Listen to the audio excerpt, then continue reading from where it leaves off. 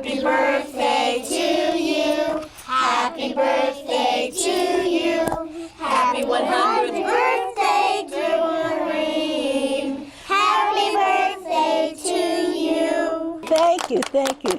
If you were in India now, you'd be singing Kush Janam Din Tujhko, Kush Janam Din Tujhko, Kush Janam Din Pyari. Irene's philosophy on aging, I think, has a lot to do with learning to take life as it comes. She has a reason for being and a reason for living every day when she gets up. And I think so many times when we go through the aging process, we lose that sense of calling and that sense of focus that somehow Irene's been able to keep.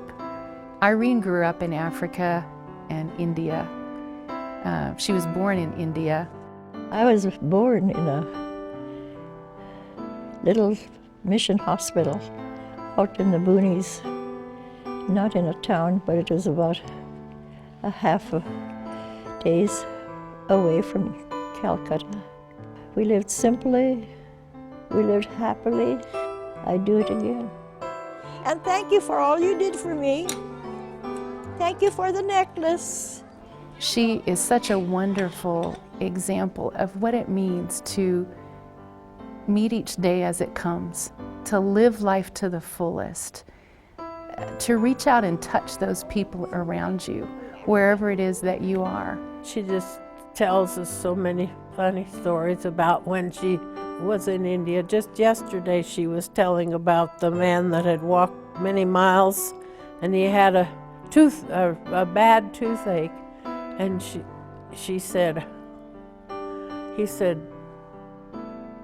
"You have to pull it." And she said, I'm not a dentist. And he said, "Well, I've come so many miles. Would you please do it?" So she said, I picked out the forceps I thought would work and pulled that, and then he had another one that needed to be taken care of. So she said the second one went much better.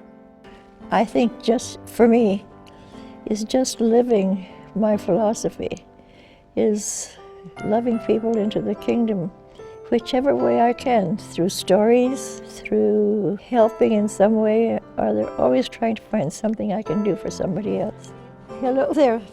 Ask you how you're doing, or give you a word of encouragement, or share a story from India or Africa to make you laugh and feel better. We had no warm water in the taps, you know.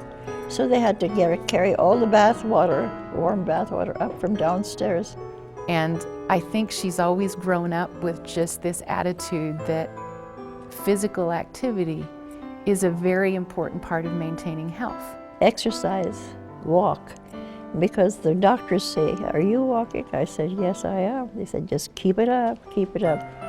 And at this age, a bit over 100, I think that's what's kept me going, is my walking.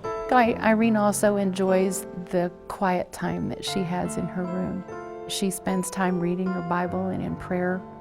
Live simply, live carefully, keep going, walking, be happy with what you have. Don't long for a lot of things that you can't have, and enjoy what you're doing. I guess that's what I would say.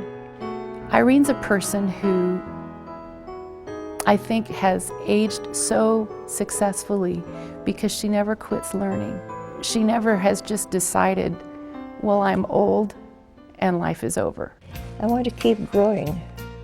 My mind, I don't want my mind to get sterile. I want to keep my mind fresh and going. Thank you for being such a good example to so many of us of how to embrace life and how to be a blessing to those around us.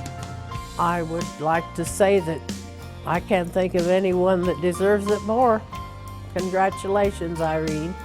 If I wasn't 100 years old, and if the children weren't here, I'd be back in India. But I think this is where God wants me now.